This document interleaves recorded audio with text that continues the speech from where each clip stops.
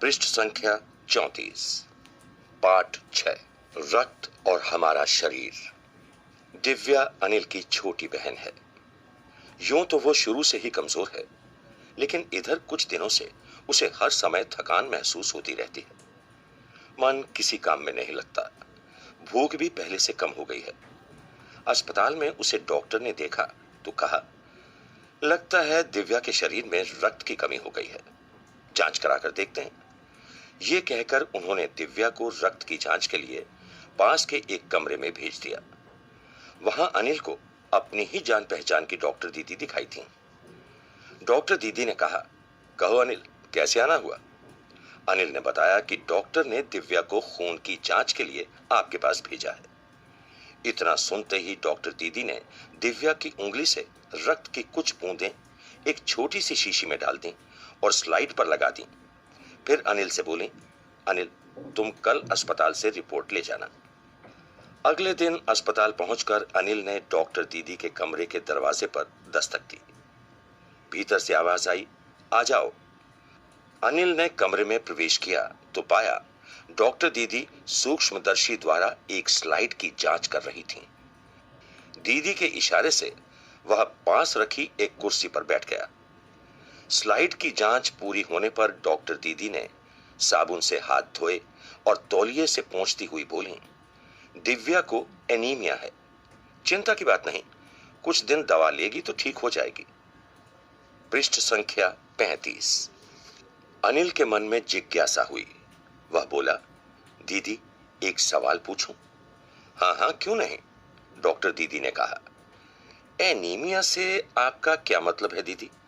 उसने पूछा। यह जानने के लिए तुम्हें रक्त के बारे में जानना होगा, डॉक्टर दीदी ने कहा। फिर बोले, अनिल, देखने में रक्त लाल द्रव के समान दिखता है, किंतु इसे सूक्ष्मदर्शी द्वारा देखें तो यह भानुमति के पिटारे से कम नहीं। मोटे तौर पर इसके दो भाग होते हैं। एक भाग वह जो तरल है, जिसे हम प्लाज्मा कहते हैं। दूसरा वह जिसमें छोटे बड़े कई तरह के कण होते हैं, कुछ लाल, कुछ सफेद और कुछ ऐसे जिनका कोई रंग नहीं, जिन्हें बिंबाणु अर्थात प्लेटलेट कण कहते हैं। ये कण प्लाज्मा में तैरते रहते हैं। इतना कहकर डॉक्टर दीदी ने सूक्ष्मदर्शी के नीचे एक स्लाइड लगाई, उसे फोकस किया और बोली, देखो अनिल, सूक्ष्मदर्शी द्वारा जो कण तुम्हें दिखाई दे रहे हैं, ये हैं लाल रक्त कण। पृष्ठ संख्या 36। स्लाइड देख मानो आश्चर्य से उछल पड़ा था अनिल। रक्त की एक बूंद में इतने सारे कण, इसकी तो वह कल्पना भी नहीं कर सकता था। वह बोला, इन्हें देखकर तो ऐसा लग रहा है मानो बहुत सी छोटी छोटी बालूशाही रख दी गई हों। हाँ, दीदी बोली, लाल कण बनावट में बालूशाही की तरह ही होते हैं, गोल और दोनों तरफ अवतल, यानी बीच में दबे हुए। रक्त की एक बूंद में इनकी संख्या लाखों में होती है। यदि हम 1 मिलीमीटर रक्त लें तो उसमें हमें 40 से 55 लाख कण मिलेंगे। इनके कारण ही हमें रक्त लाल रंग का नजर आता है। ये कण शरीर के लिए दिन रात काम करते हैं। सांस लेने पर साफ हवा से जो ऑक्सीजन तुम प्राप्त करते हो, उसे शरीर के हर हिस्से में पहुंचाने का काम इन कणों का ही है। इनका जीवन काल लगभग 4 महीने होता है। 4 महीने के होते होते ये नष्ट हो जाते हैं, लेकिन एक साथ नहीं, धीरे धीरे, कुछ आज, कुछ कल, कुछ उससे अगले दिन। तब तो कुछ ही महीनों में ये खत्म हो जाते होंगे, अनिल ने कहा। यह सुनकर डॉक्टर दीदी मुस्कुरा उठी, बोली, नहीं, ऐसा नहीं होता। शरीर में हर समय नए कण बनते रहते हैं, जो नष्ट कणों का स्थान ले लेते हैं। हड्डियों के बीच के भाग मज्जा में ऐसे बहुत से कारखाने होते हैं जो रक्त कणों के निर्माण कार्य में लगे रहते हैं। इनके लिए इन कारखानों को प्रोटीन, लौह तत्व और विटामिन रूपी कच्चे माल की जरूरत होती है।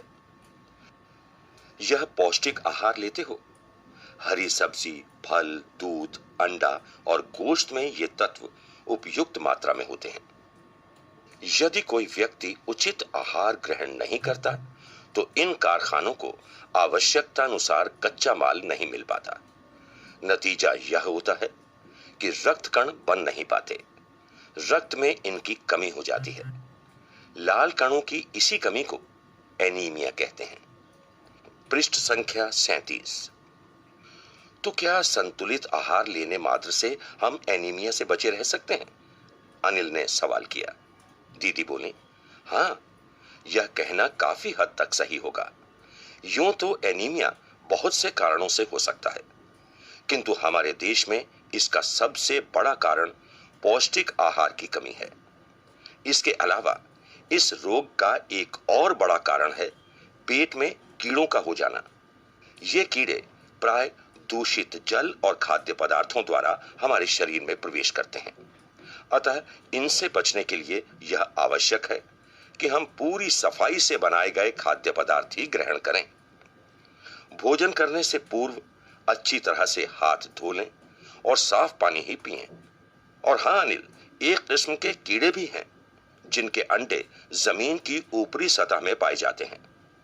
इन अंडों से उत्पन्न हुए लार्वे त्वचा के रास्ते शरीर में प्रवेश कर आंतों में अपना घर बना लेते हैं। इनसे बचने का सहज उपाय है कि शौच के लिए हम शौचालय का ही प्रयोग करें और इधर उधर नंगे पैर न घूमें। दीदी, यह तो बहुत ही महत्वपूर्ण बात बताई आपने, अनिल बोला।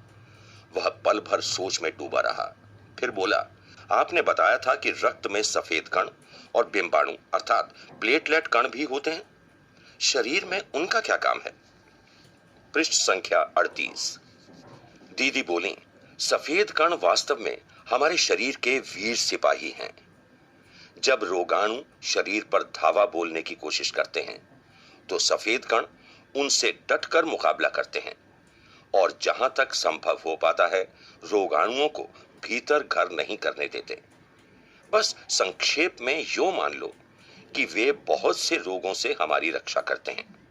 और बिंबाणुओं का काम है चोट लगने पर रक्त जमाव क्रिया में मदद करना। रक्त के तरल भाग प्लाज्मा में एक विशेष किस्म की प्रोटीन होती है जो रक्त वाहिका की कटी फटी दीवार में मकड़ी के जाले के समान एक जाला बुन देती है।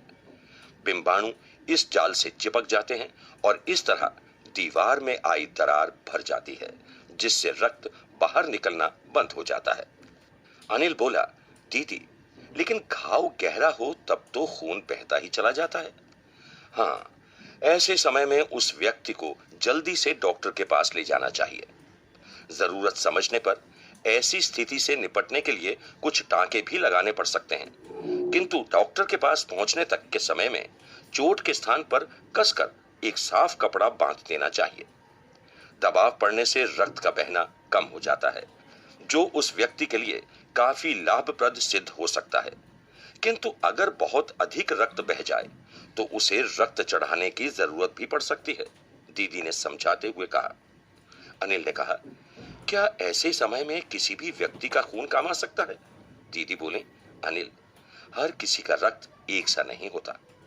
कुछ विशेष गुणों के आधार पर रक्त को 4 मुख्य वर्गों में बांट दिया गया है। जरूरतमंद व्यक्ति के रक्त समूह की जांच करने के बाद उसे उसी रक्त समूह का रक्त चढ़ाया जाता है। पृष्ठ संख्या 39। लेकिन जरूरत के समय यदि उस रक्त समूह का कोई व्यक्ति मिले ही नहीं तब? अनिल ने पूछा। ऐसी आपात स्थिति के लिए ही ब्लड बैंक बनाए गए हैं। प्राय हर बड़े अस्पताल में इस तरह के बैंक होते हैं जहां सभी प्रकार के रक्त समूहों का रक्त तैयार रखा जाता है। किंतु इन ब्लड बैंकों में रक्त का भंडार सुरक्षित रहे, इसके लिए यह आवश्यक है कि हम समय समय पर रक्तदान करते रहें, दीदी ने कहा। क्या मैं भी रक्तदान कर सकता हूं? अनिल ने पूछा। नहीं, अभी तुम छोटे हो। 18 वर्ष से अधिक उम्र के स्वस्थ व्यक्ति ही रक्तदान कर सकते हैं। एक समय में उनसे लगभग 300 मिलीलीटर रक्त ही लिया जाता है। प्राय यह समझा जाता है कि रक्तदान करने से कमजोरी हो जाएगी, किंतु यह विचार बिल्कुल निराधार है। हमारा शरीर इतना रक्त तो कुछ ही दिनों में बना लेता है। वैसे भी शरीर में लगभग 5 लीटर खून होता है। इसमें से यदि कुछ रक्त किसी जरूरतमंद व्यक्ति के लिए जीवन दान बन जाए तो इससे बड़ी बात क्या होगी, दीदी समझाते हुए बोली। फिर तो बड़ा होने पर मैं नियमित रूप से रक्तदान किया करूंगा, अनिल ने कहा। शाबाश अनिल, डॉक्टर दीदी ने अनिल की पीठ ठोकते हुए कहा। लेखक यतीश अग्रवाल।